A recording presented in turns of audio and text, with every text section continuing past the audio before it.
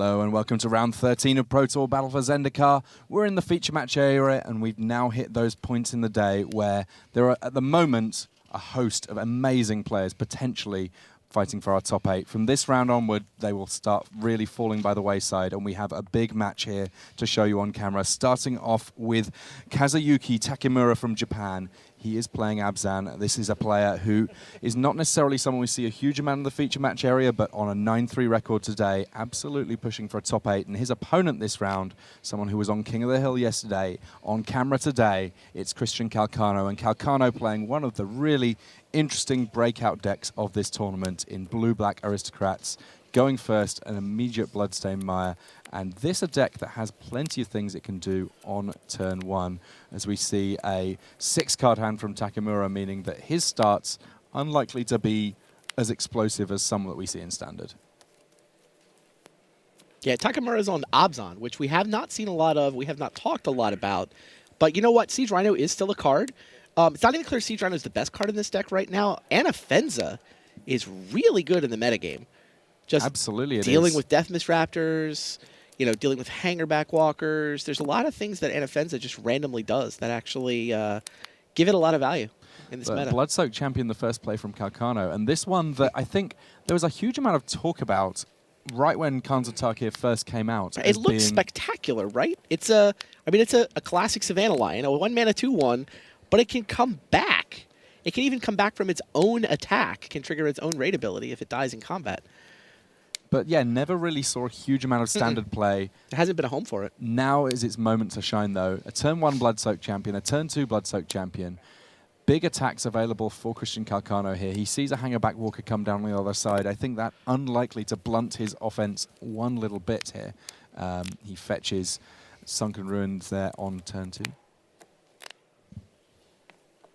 So plenty of opportunity for Calcano to get things going here. We saw the deck tech. We know that this deck, it can start out as being very, very aggressive, playing 2/1s left, right, and center. At some point, though, it turns into more of a kind of synergy-based control combo deck. Yeah, I feel like it's mostly a combo deck. You just got to hit him once with Nantuko Husks. Soften him up. Make the Nantuko Husks job a little easier. And Calcano here deploying more threats to the board. He's got plenty to choose from. Chooses Zulaport Cutthroat, so now even if there's a trade here with Hangerback Walker, it will mean that there's going to be a little bit of a drain going on the life total of Kazuyuki Takimura, and in the meantime, Calcano's life going up rather than down. Yeah, I mean, it's not like Nantuko. You could have put Nantuko Husk and Whirler Rogue in the same deck 6 months ago. Absolutely you could. No, nobody did. Zulaport Cutthroat is really the new addition. That's the card that Battle for Zendikar has brought to the table that just makes this whole engine hum a little better. Yeah, I mean, the lands coming into play untapped kind of helps. The 1 copy of Vampiric Rites in the main deck is certainly interesting. But the point where you say, well, I've got all of these creatures that I don't mind dying anyway, but that now do something extra when they die, means that this deck just gets kicked into overdrive. And 6 months ago, you wouldn't have had Liliana, so maybe 3 months ago. Absolutely.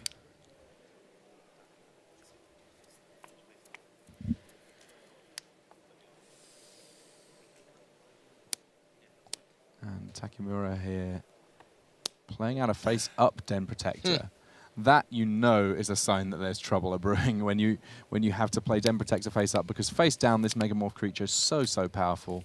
When it's turned face-up, you get to return cards from your graveyard to your hand. Right now, though, what Kazuyuki Takimura is really looking for is just warm bodies on the ground, because he is facing down a slightly tricky situation here. He blocks one of those Bloodsoaked Champions, puts an extra counter on his Hangerback Walker, so he's going to get 2 Thopters. But Calcano, he knows that that creature that's just died and indeed triggered his Zulaport Cutthroat, it could come back right now in the second main phase. He could pay for that raid cost. And will. Joined, of course, by Sultai Emissary there. So he's got extra creatures that don't mind dying. And when the Emissary dies, of course, it will allow Calcano to manifest plenty of creatures in Calcano's deck, potentially getting a free creature. And because those creatures are sort of real creatures, if he had the, as opposed to tokens, if he had the likes of, goodness me, what's the, it looks like actually his particular build is not necessarily looking to draw cards on creatures dying in the way that some of the green-black sacrifice decks are done. He just straightforwardly says, I get lots of creatures. Takes a little bit of a hit here, potentially, because those Bloodsoaked champions cannot block. R&D learned quite a while ago that creatures that come back from the graveyard again and again and again, if they can block, can get a little bit tiresome. Calcano not able to block with the 1-power guys on the Den Protector either. So Sultai Emissary might have liked to upgrade. Too afraid. The mighty 2/1 Den Protector. Starting, you got 2. Yeah. But of course, not tons of blockers left for Kazuyuki Takimura here. He has got a Siege Rhino, which has more or less leveled these life totals. Calcano's got a Whirler Rogue, but Just shy the blue mana he needs. Sidisi's Faithful, an interesting one here. Not necessarily any creatures that he's necessarily going to want to bounce, but there may be a time and a place simply for a 0/4. I mean, Whirler Rogue, what he does not have is the Nantuko Husk. So that even if he had the second blue for the Whirler Rogue, wouldn't necessarily be able to get through a big enough creature to win this race. Yeah, I think that for Calcano right now, it may well be just a matter of saying, I've got this Murderous Cut, I've got a good target in Siege Rhino. Yep. I'm going to carry on my beatdown plan and just kill off your biggest threat.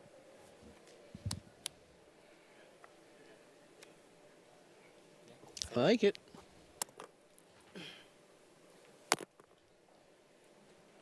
Each of those creatures individually, not necessarily too imposing, but put them together and there's certainly a lot of synergy there. Kazuyuki Takimura going down to 7 life here, Calcano on 12. And the straightforward 0/4 blocker of Sidisi's Faithful there. Yeah, plus he gets to sack an Emissary, kill a Thopter, and create a 2/2. I mean, he's playing it like a value deck here. I mean, I like the way Takimura's played this. The face-up Den Protector, basically to race. But Calcano's able to just race with his limited All-Stars. A mystery manifested face-down card there for Christian Calcano. Here's not necessarily a deck that flips up too many scary things, but if that were, say, a Nantuko Husk, it would be a big problem for Takimura here.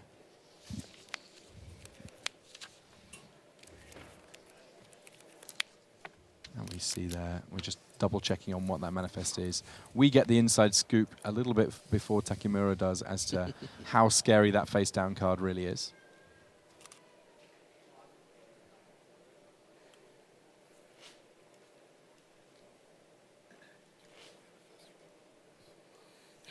And Calcano there, sort of stoic, just looking on. He knows better than his opponent possibly can exactly what's going on here. That, of course, one of the big benefits of being a rogue deck. And Anafenza actually pretty solid against Calcano's plan. Those Bloodsoaked champions not necessarily quite as exciting when they don't get any opportunity to come back. Takimura's also decided to play defense. And fortunately for Takimura, Polluted Delta is the face-down card, not necessarily the scariest.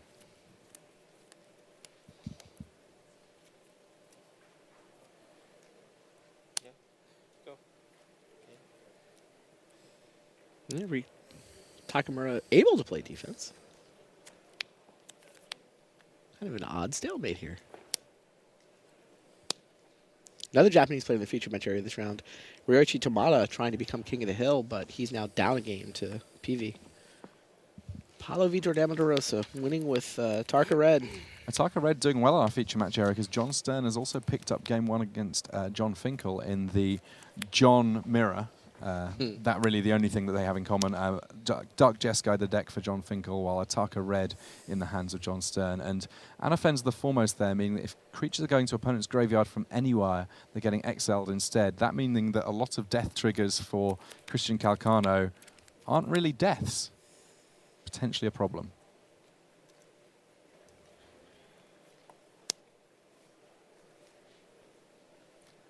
I was speaking to Yuki Ichikawa earlier in the weekend, and he was saying that a lot of the Japanese have really appreciated Anafenza as being one of the key things in their Abzan lists, rather than just playing regular green-white. And a morph almost certain here to be another Den Protector. It's possible it could be a Deathmist Raptor, but Deathmist Raptor really as good for Takimura face up as it is face down. And there's no Deathmist Raptors in this deck. Well, that would probably seal it then.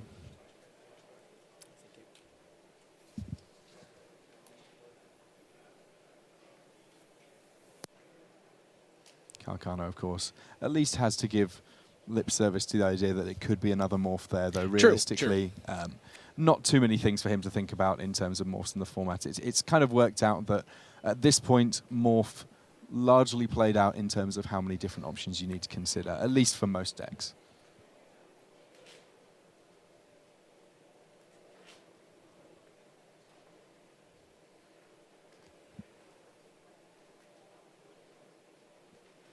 Calcano has now drawn a Polluted Delta. So Whirler Rogue is suddenly an option, which is what he's thinking about here. Combat. Yep. Not interested. Everything coming in here, and Takimura having to think a little bit about where the blocks go. The first one, probably the easiest for him, it looks like he's going for Den Protector on that Manifest. Anafenza on one of the Blood-Soaked Champions. Morph on another of the Blood-Soaked Champions. Going to be taking a little bit of damage here. On 6 life. Don't forget the Zulaport Cutthroat, too. Like every creature that... Oh, the Anafenza beats Zulaport Cutthroat. That's right. Yeah, it's a funny one in terms of wording that, because creatures dying means it looks like they going die from play to the graveyard. So right, precisely. While Anafenza's around, creatures do not go to the graveyard, at least for Calcano. That meaning that Zulaport Cutthroat, not quite as powerful. That's a big deal.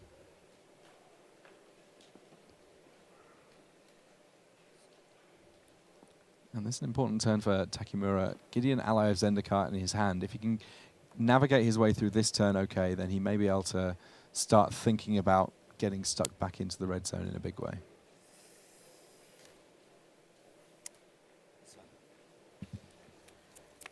Pass priority.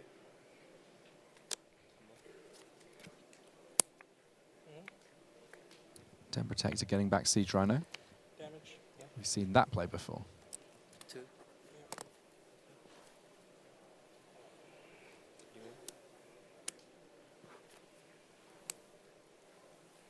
And this board, all of a sudden, an awful lot clearer.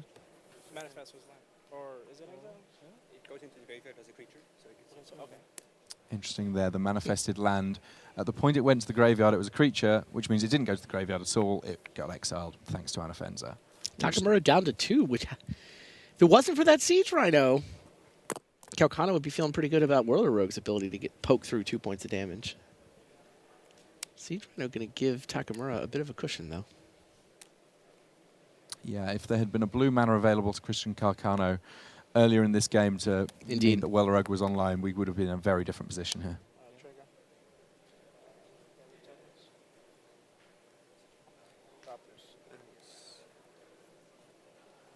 Wellerug, a card that I think that initially everyone thought of as being limited bomb and little more.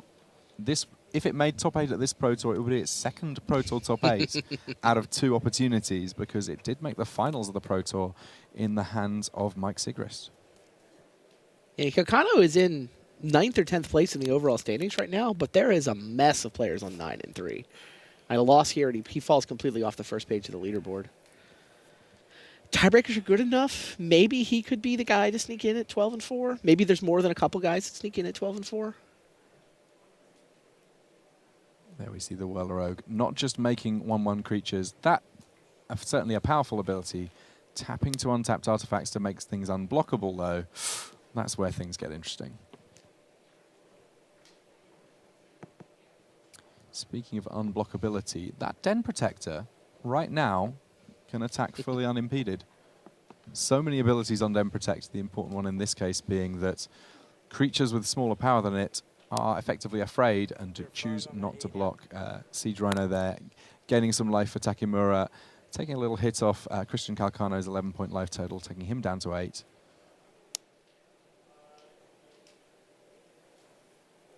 Yeah, Takimura's trying to figure out how much he can attack with. I mean, yeah, sure, Whirler Rogue can give a 2-power thing unblockability. That's not going to work. But what if Calcano just turns everything sideways? What happens then? There's 6 creatures on one side of the table and 4 on the other.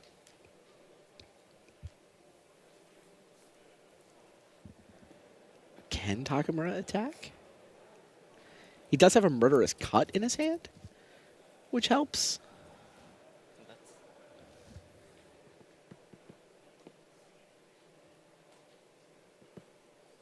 So yeah, he's going to attack with both the Anafenza and the Den Protector. Anafenza giving Den Protector another counter. And this is a lethal attack, so Calcano is obliged to block.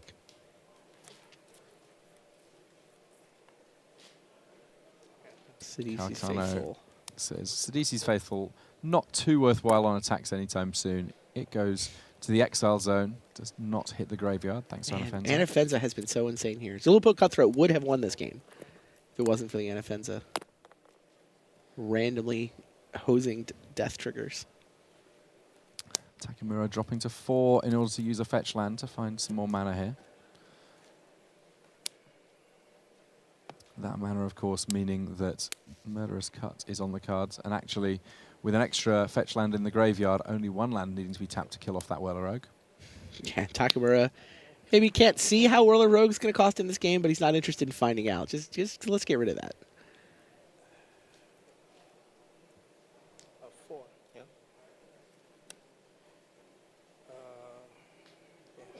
Trigger, bounce. Wow. Sidisi's Faithful off the top. Boom.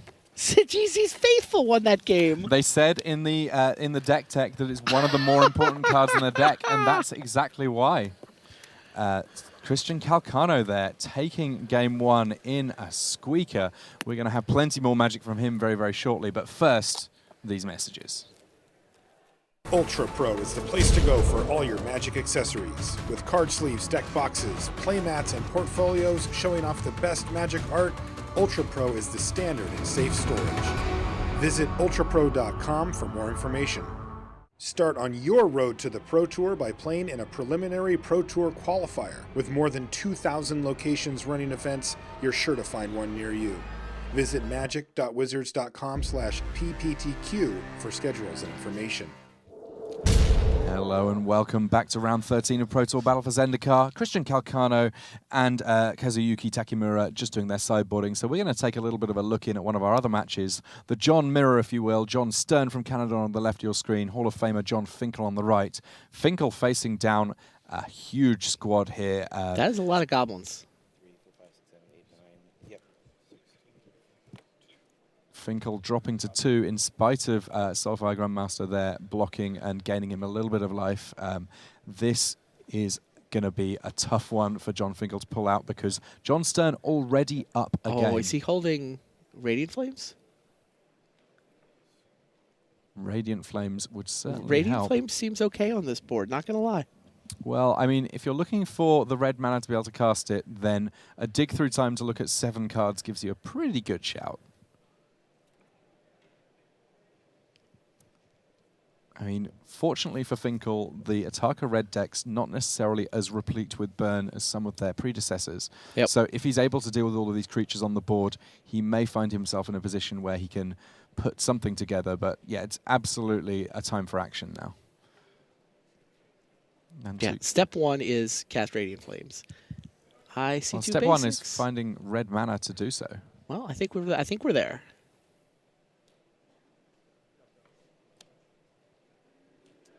Flames for 3.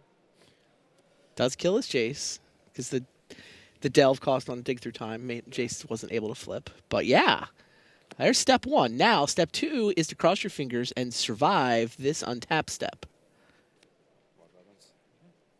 Okay. Okay, kind of need a step 2.5 now.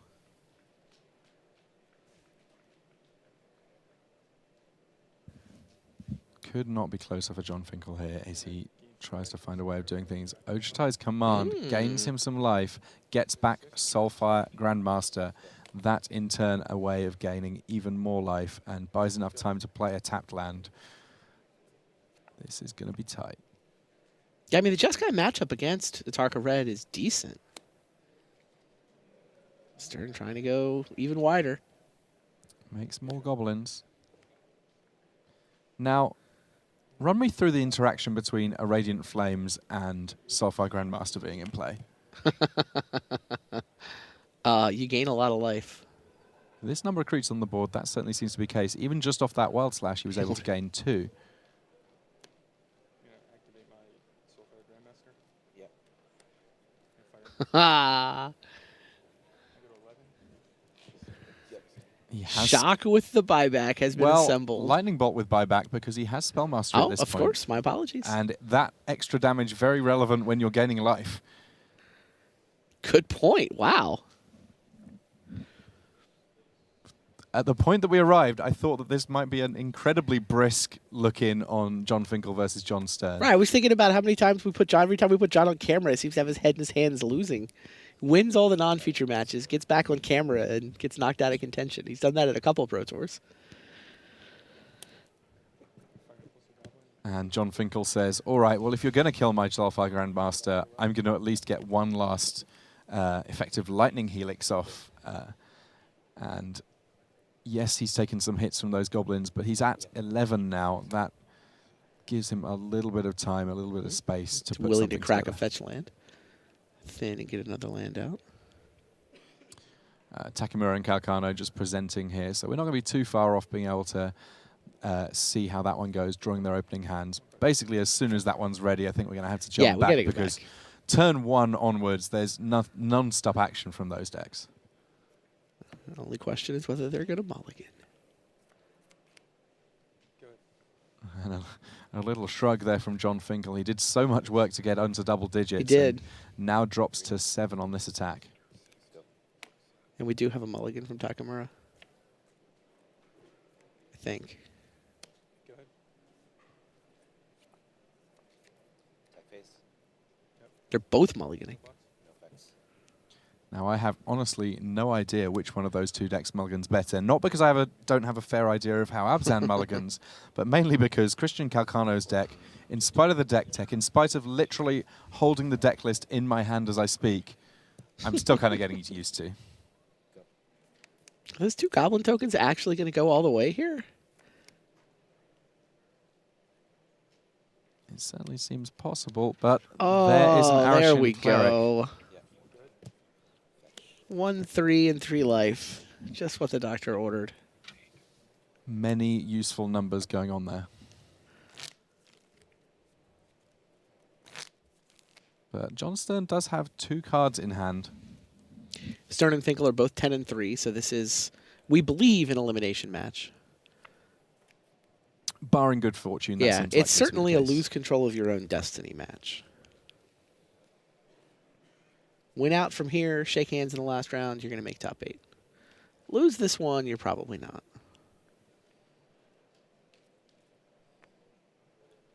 Dash.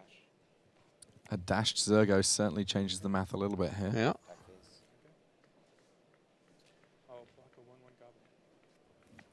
goblin. John's going to take 3 and pick off a goblin token.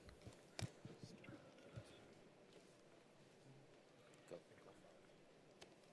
Just the 5 life to work with here for Finkel.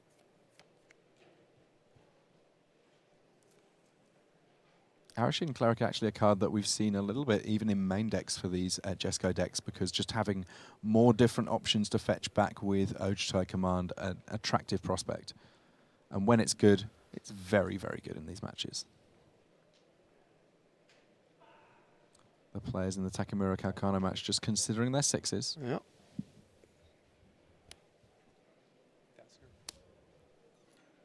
Oh, Tassiger's pretty good. Absolutely. Didn't get to be the leader of a clan back in the times of Fate Reforged without being a solid choice. And it looks like Calcano at least going down to 5. Yep.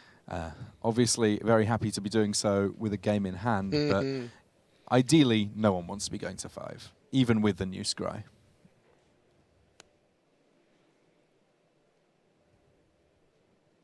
Now it's John Stern's time to have his head in his hands. Yeah, it feels like Finkel so might have turned the close. corner. Still pretty close. But Stern may need to burn him out from here. And these decks tend not to play nearly as much direct damage as last season's Tatarka Red. Yeah, Stoke the Flames was a very big piece in the puzzle when there were lots of tokens being made. Certainly highly instrumental in the big wins for the last couple of Pro Tours from Martin Dang and from Joel Larson. That no longer an option. Yeah, well, it's a lot of it is also Become Immense, Teamer Battle Rage, Titan Strength. That has become the combo kill. You have a bunch of creatures. I mean, this deck is 22 creatures, counting Dragon Fodder and Hordeling Outburst as creatures, and then 10 of those enhancers. You're down to just 2 Wild Slash, 3 Fiery Impulse, 4 Atarka's Command as it is, other though, spells. Exciting as this match between the Johns is, we do now have a match going on between Takimura and Yeah, let's Calcano. go back. Calcano's kept on 5, Takimura on 6, and we're going to see the first couple of turns of this game as they unfold. I'm going to activate Tasker. Sure.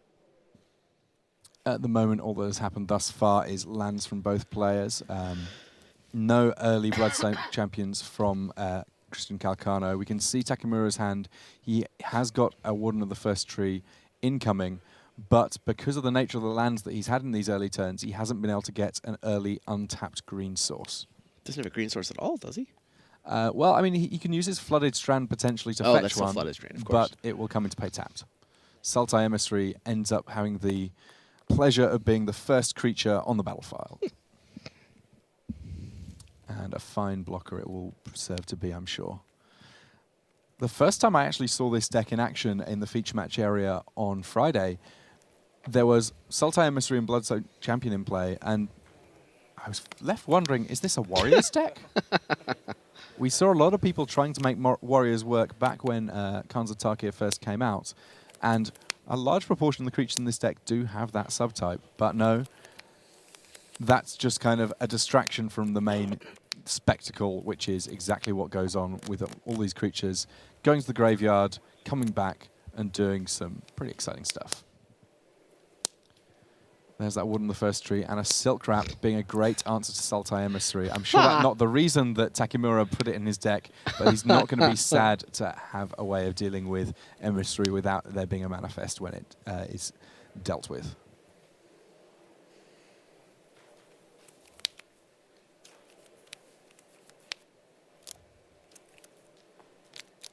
Christian Calcano, I would imagine with his synergy-heavy deck, is someone who's going to struggle on a mulligan to 5, even with his opponent on 6.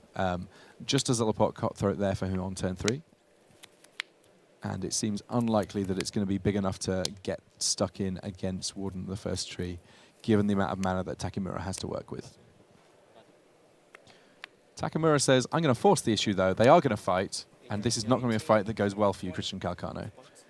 Yes, there was the drain when the Cutthroat died, but in the meantime, the +1/+1 counter and fight, meaning that that Warden of the First Tree is able to attack for 2.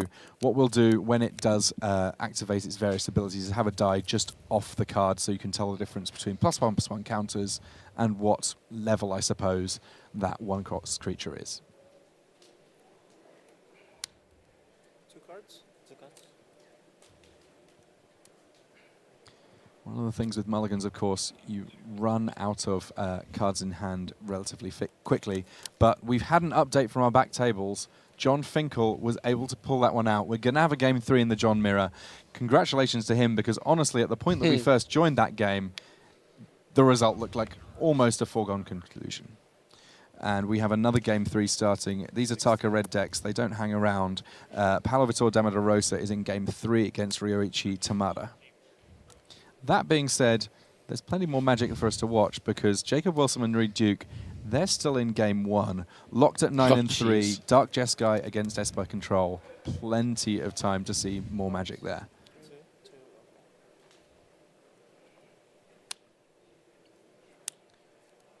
2. Liliana Heretical Healer makes her first appearance, and we see a great synergy here with an immediate flip thanks to...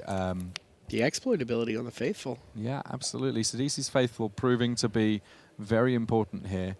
Liliana comes into play, very briefly is one way up, but gets flipped by a creature dying almost immediately. Christian Calcano is going to get a zombie token, and he now even has the option of returning a creature from his graveyard to play, should he so wish. Alternatively, of course, he can tick up, make each player discard a card. I did get to see him yesterday successfully getting a Liliana emblem in play. Wow. And let me tell you, when you have a sacrifice outlet, a Liliana emblem, and a Whirler Rogue, your opponent is not in good shape. As it is, though, Zilliport Cutthroat coming back.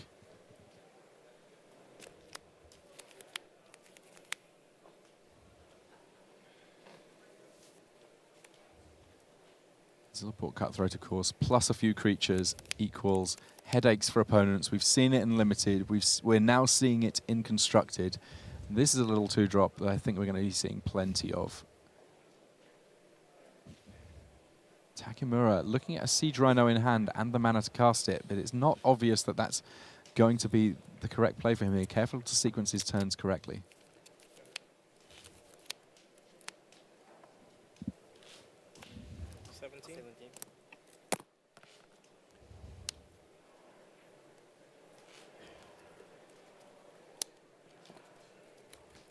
Windswept Heath finding the second basic for Takimura. That now meaning that any future battle lands that he chooses to put into play will come into play untapped. And a morph. 2 mana conspicuously available such that this morph can be flipped up. Assuming it is a Den Protector, which I am assuming for the record. Believe it's the only one in his deck. It means that, yes, he will be able to get back potentially that Dramoka's Command or anything else that ends up in his graveyard without too much of a worry.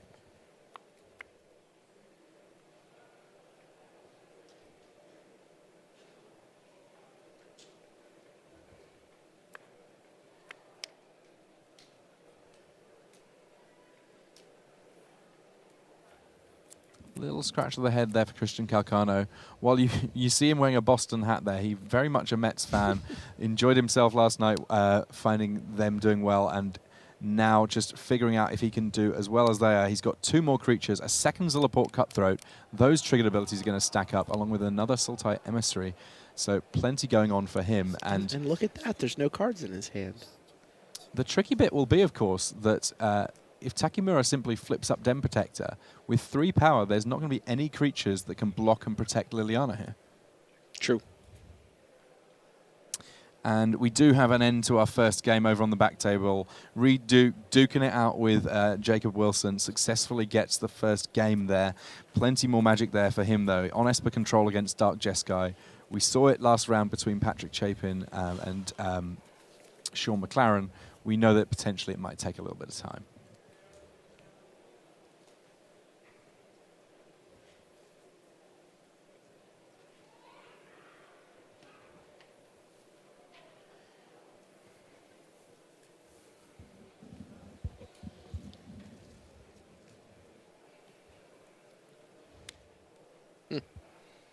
And Calcano says, I can see that Liliana's not safe.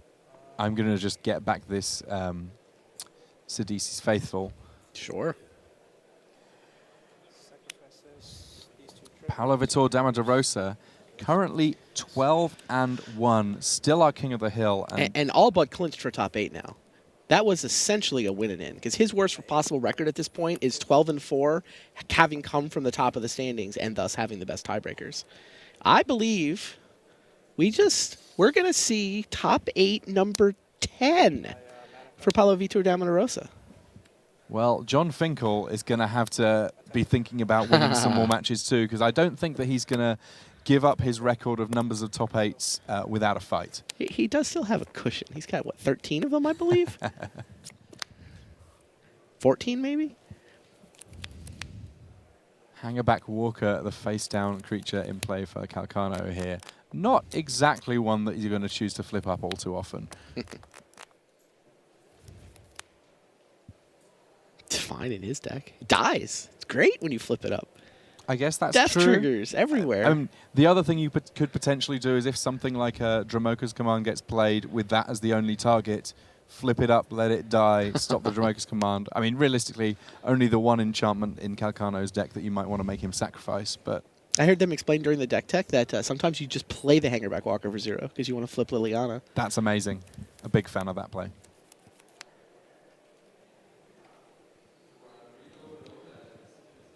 Takimura here in choppy waters, not necessarily familiar ones either. Right, he's like, I've got mana and a Siege Rhino, but I don't know what's going on. Plenty of options. Yeah. No idea how to play this match. And that not any slight on his ability to Oh, no, I play don't a have any great idea game of either. Magic at all. It's simply, this is a very unusual set of interactions that he's having to deal with here. And When this- in doubt, Siege Rhino. Yeah, hard to argue with that one. He also, of course, has the mana to cast Water on the first tree there. Get some bodies on the board. At least make the straightforward beatdown plan from Christian Calcano a little bit harder. And another Liliana Heretical Healer here. Now there's the temptation to flip up that Hangerback Walker. It only triggers 3 things. Combat. Yeah. It's just attacking into Siege Rhino. Yeah, normally Siege Rhino not the sort of monster you want to rumble with, but A Christian 2/2, Calcano, a 1/1, another 1/1, unafraid. and a 2/2. Yeah, which one do you want to kill? Hilarious.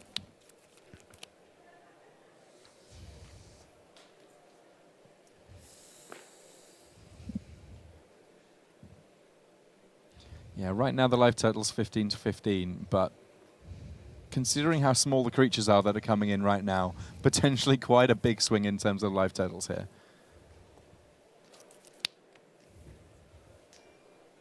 I mean, Calcano hasn't drawn a Nantuko Husk in the match, and he's still doing just fine. Absolutely. I mean, I think that Zulaport Cutthroat's certainly something that you want, but ultimately, this deck is full of cards that are good within the central theme of what you're doing. In some respects, because they all synergize with each other, you can get away with having 11. your draws be a little bit variable. 2 triggers. Yeah. 9, yeah, 17. 17. Hold on. Calcano says, hold on.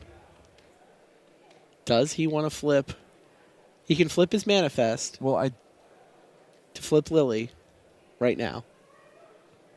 Alright, second main phase. 0. Triggers, this triggers. Trigger, trigger, trigger. Go to 7, I go to 19. Take 2. Flip my Liliana.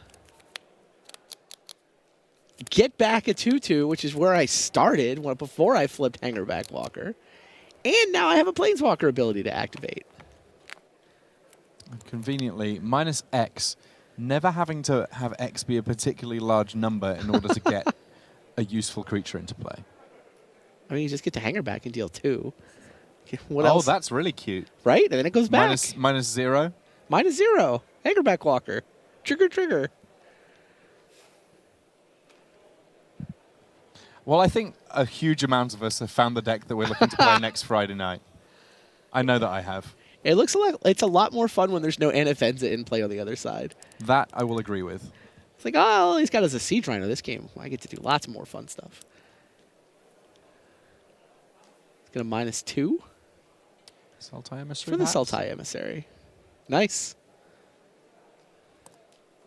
Shields up. Yeah, sure. Block. It'll die, and you'll get another creature to kill.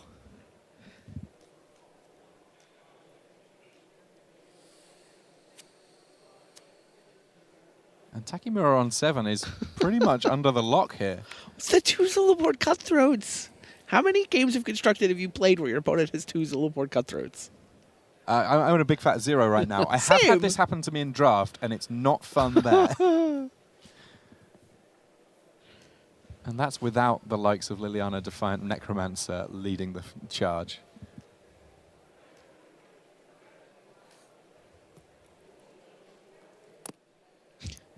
Nantuko Husk is insta-lethal if Calcano were to draw it.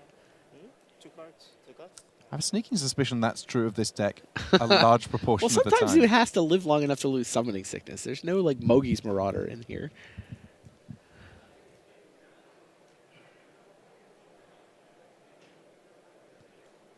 Takimura, as he has been for much of this game, it must be said, staring at a board where he's just trying to figure out how he found himself in this position and how to get out of it. I mean, this is a tough spot to be in for anybody.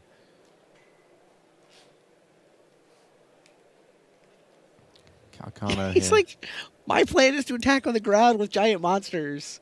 How do I do that without killing your blockers? I don't understand. Yeah, I mean, Calcano's deck, a deck that fundamentally just changes the way that the game of Magic is played. It's awesome stuff. This deck's great.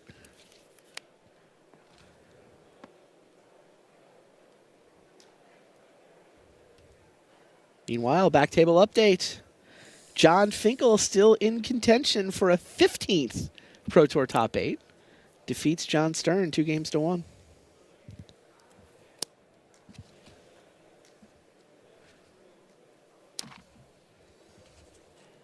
It looks like Takimura's found an option that he likes, or at least an option that's good enough that he's going to play it.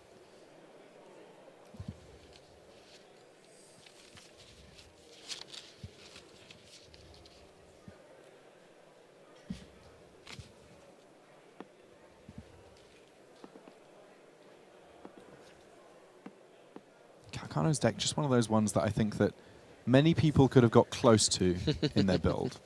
But getting all of the details right is really what's pushed it over to the next level. Having the Whirler Rogue and the Sidisi's Faithful be more important than perhaps some of the green options available to a sacrifice deck. We saw yesterday Gabriel Nassif with green-black splashing red in the sideboard as a Right. sacrifice option. This one just seems to have, in spite of the cosmetic similarities, some very, very powerful differences. Yeah, I think blue-black is the right way to build it. There was one Mardu Aristocrats deck in the field, too. It did not make day 2, though.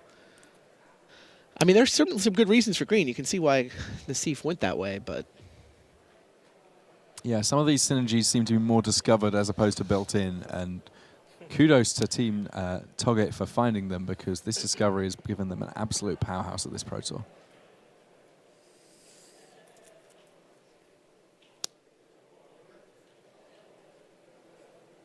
All right, Warden's going to fight. You have to kill one of the cutthroats, right? Just start taking 1 per instead of 2? Yeah, that's what he's decided. 2. I got a 21. You got a 5. I go. Yeah. It's a painful fight. All right. Yeah. Takimura figured out the best turn he could have was one where he only took 2. Nice main phase. Speaking of Gabriel Nassif, by the way, he now falls out of the tie for 3rd in Lifetime Pro Tour Top 8s. He and Paulo Vitor Damarosa were tied at 9. We think PV is now going to make this Top 8. I mean, barring some tiebreaker catastrophe, he's going to tie Kai Buddha for 2nd all-time with 10 Pro Tour Top 8s. Crikey. That sentence is... There's just so many amazing things in that sentence. When you're tying Kai for Pro Tour Sunday things... He's had Absolutely. a good career. Calcano here, careful to make sure he doesn't act too hastily in terms of what he's doing. He knows that he's got a great board position. He just needs to convert those last 5 points.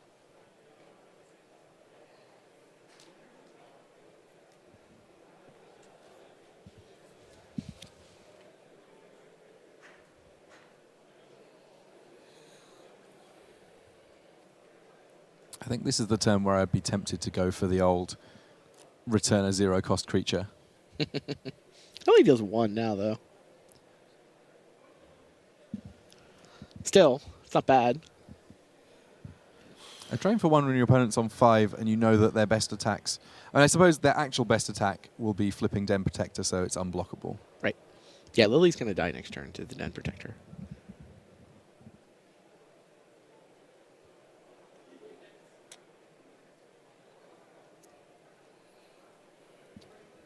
Calcano's draw was a blood-stained mire.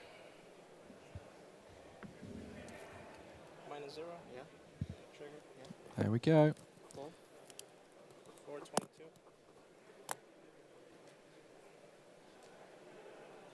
Combat. Yeah. Like, okay, attack. Either you're going to take damage from these creatures, or you're going to block these creatures and they're going to die. Either way, Calcano's happy. Now, this does risk the cutthroat, right? Can Takimura block, fall, only take 3 death triggers?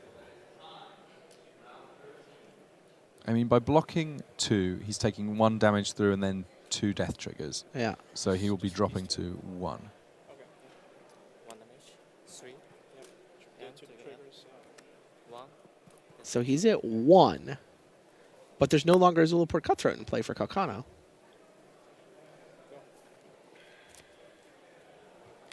And it seems to me that getting cutthroats off the board is generally a good idea. I mean, Yeah, I'm wondering. I'm a little bit surprised that Calcano attacked with the Cutthroat there. Because it felt like he had 4 creatures and an opponent on 4. yeah, if I had been in a position where I thought that I was going to be risking a cutthroat, I might have been more tempted to tick up Liliana. 124, right? Yeah. Meanwhile, there's only like 8 minutes left in this match. And here we are. We're now under 5 minutes, in fact. And it's game 2. I mean, speaking of game 2s, they're still in game 2 over on the back table as well, Jacob Wilson and Reed Duke. Some of these decks in Standard, not necessarily ones that rush to the finish line. Yeah. The matches involving Antarctica Red decks are done. Great. Combat.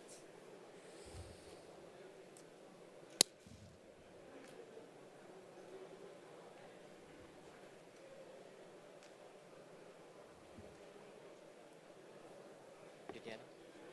Liliana. Dragon. And Liliana 3. emphatically Yeah. down by the assault of... And 2 life gain from the land.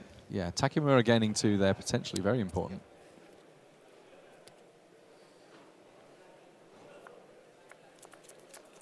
Yeah, I guess Shambling Vent throws off my whole, just keep the Cutthroat alive and finish him off. Because Takimura is activating Shambling Vent no matter what. Yeah, and Calcano realizes he's not winning this game. His top deck didn't help him. It was another land. It was just a swamp. So he wants to have enough time to win game 3.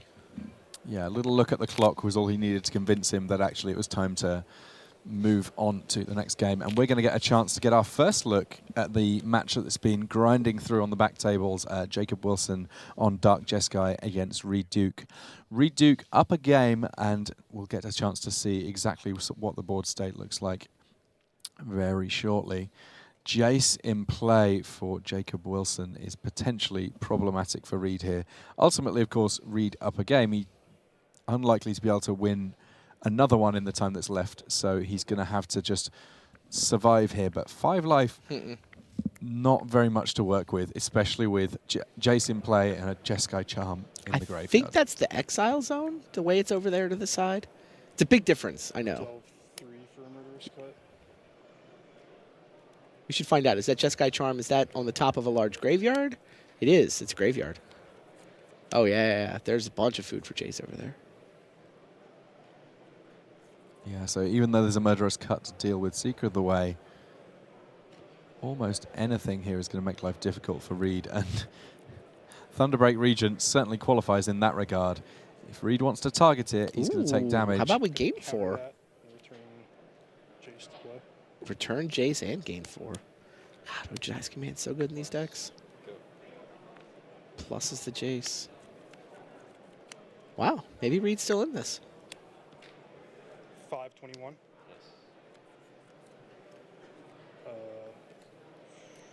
Really?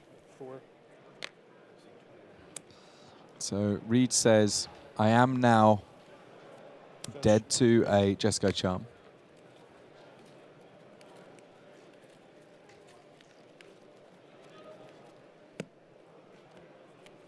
Activate Jace.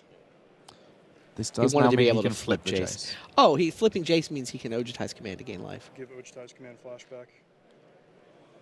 So he actually turns a 2 life profit rather than losing 2 life. He just wanted those fetch lands in the graveyard to flip the Gain Jace. 4 and draw a card. I'm at 7, right? Should we go back to the main match? Looks like they have in fact started. Oh, wow, yeah, they were super fast to get into their game. I mean, they want to finish. Yeah, let's see how Takimura and Calcano navigate through a game where they have, what, a minute or so left on the clock? Yeah. Hangerback Walker in play for Christian Calcano. That we know very well is a great creature to sacrifice. And Silk Wrap says, no, get out of my game and do not go to the graveyard because that's not a good place for you. There's Nantuka Husk for the first time. If you want to threaten damage, that's the way to do it. Any extra creatures can simply turn into more damage now for Christian Calcano, thanks to Nantuka Husk eating them. Sure. Does Takimura have Anafenza? He shipped the turn back already. Deal 4 to you. 3. Your turn. So we are fast approaching the point where time is called, and with all of this extra shuffling, it's going to be really tough for either of these players to navigate turns too quickly. Murderous Cut coming from Takimura here, sending 3 damage. Nantuka Husk to the graveyard, the one creature that didn't want to go to the graveyard. Yes, there's a replacement Husk, but Calcano here battling against the clock as he plays that and a Vampiric Rites. 17. Another fetch land for Takimura. He's going to hit 4 mana. That means that he's going to be able to cast Gideon, and time is now called. Also saw a Wingmate Rock in hand for Takimura. It's not looking likely that Calcano is going to be able to win this in time. Is Takimura, though? Turn 1. Calcano's odds of winning are way higher. He just needs like a Whirler Rogue. Or 2. Like, he gets 3 attacks with an Nantuko Husk. Question is, how many random creatures can he make? Bloodsoaked Champion and Liliana. Yeah, so he can sacrifice the Bloodsoaked There's Champion. a blocker here is the problem. And this is turn 1 of 5, but Yes. every turn Gideon's going to make a new blocker. Yeah, Gideon is the problem here. Sacrifice trigger. So Liliana flips. She's going to be able to get back another creature as food in addition to providing that zombie at the point of the flip.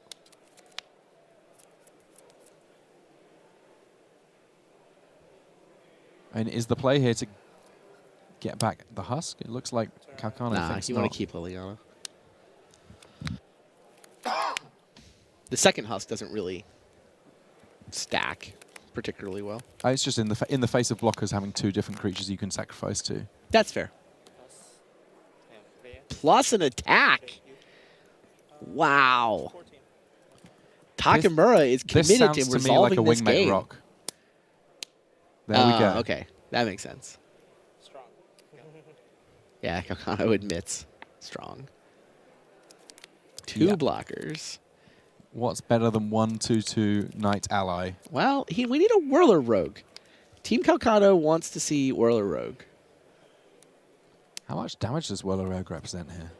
You have 1, 2, 3, 4, 5, 6 creatures to sack. It's like 14. You get the 3 creatures from the Whirler Rogue, plus there's 2 other creatures in play, plus, oh, Liliana can't bring a creature. You sack Liliana something, can bring Liliana back brings a the, creature back. Liliana can bring back the The champion. yeah. Right, so he has 6 creatures to sack. It's not 17, but he has 1 turn left. He drew Hangerback Walker. Yeah, if he had the... So now it's a matter of, can he set up a big Whirler Rogue for next turn? Yeah. You make a 2/2 Hangerback Walker, and hope you top deck Whirler Rogue. Or do you make a 1/1, sack it to Vampiric Rites, sack something to Vampiric Rites now just to get an extra draw?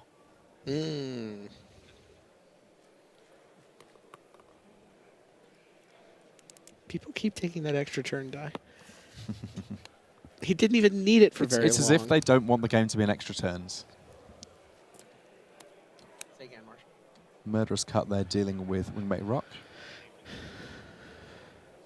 Back table update. Reed Duke wins the match, 1-0. Yeah, 17. Turns out that all of that extra life, enough to keep him in it. He got the first game, and that was the only game that completed, so that does count as a match win. He advances to 10-3. The dream's still alive yeah. for all the Duke fans out there. Needs what, 2 wins and a draw at this point? An exciting time. So many amazing players still in contention for this top 8. Definitely.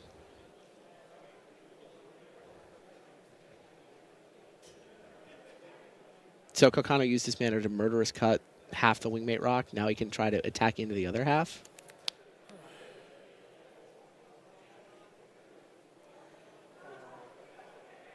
Yeah, makes sense. I mean, by my calculations, almost all of this turn has been about giving yourself the best opportunity to be able to win next turn. Yeah, I think I blocked in Tuco Husk here, right? It's not even clear that Calcano's sacrificing. Gideon. Oh, Gideon with an Intuko Husk. So now there is a bit of a decision as Yeah, to I was going what to block block. an Intuko Husk anyway.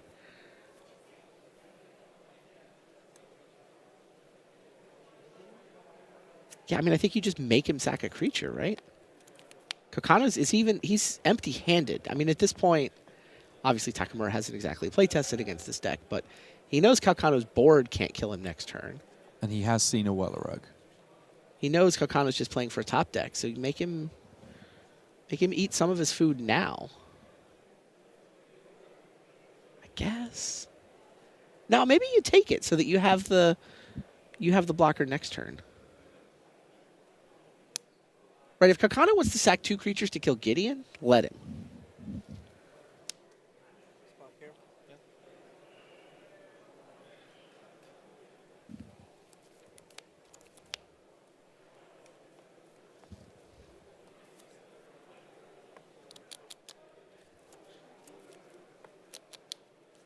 I mean, this block, as it's lined up right now with Bloodsoaked Champion dying, isn't actually the end of the world because Lily and I can get it back. 2 points. 15. 15.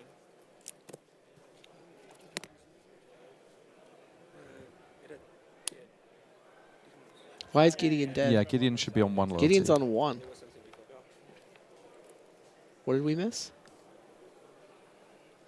Had there been a sacrifice before combat that we missed?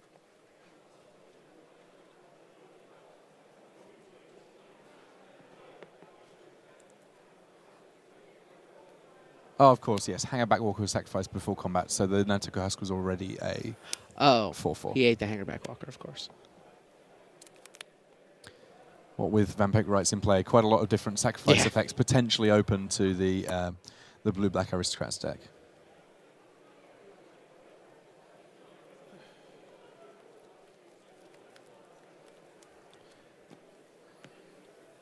And Tuco Husk. Of all the cards, aside from basic lands in Calcano's deck, might be the one that was printed the first in its first iteration. Back in Odyssey. Den 1. Protector gets Murderous Cut. Down goes Nantuko Husk. No longer can think of any top decks for Calcano that prevent a draw. And there Oh, was it the was Whirler Rogue. there! Oh, the Whirler Rogue was there!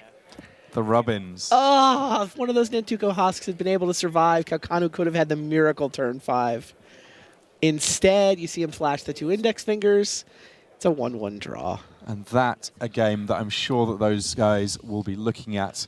I mean, there's so many different lines available for Calcano there in terms of trying to find a way of breaking through. He's going to be thinking about that one for some time. But Yeah. round 13 has been one for the books. So many players still in contention for this top 8. 3 rounds to go. For the last 3, I'm going to be in the feature match area, making sure that I can see exactly what's going on. I know that you're going to be in the booth. And what an exciting time to be in the booth. No complaints from me. We've seen we've barely seen Ataka Red because it's been so fast in the feature match area. John Finkel finding his way past that, but so many great control decks, many great players. We're going to head over to the news desk now to find out what else has been going on in round 13, but stay tuned because there's so much more Magic.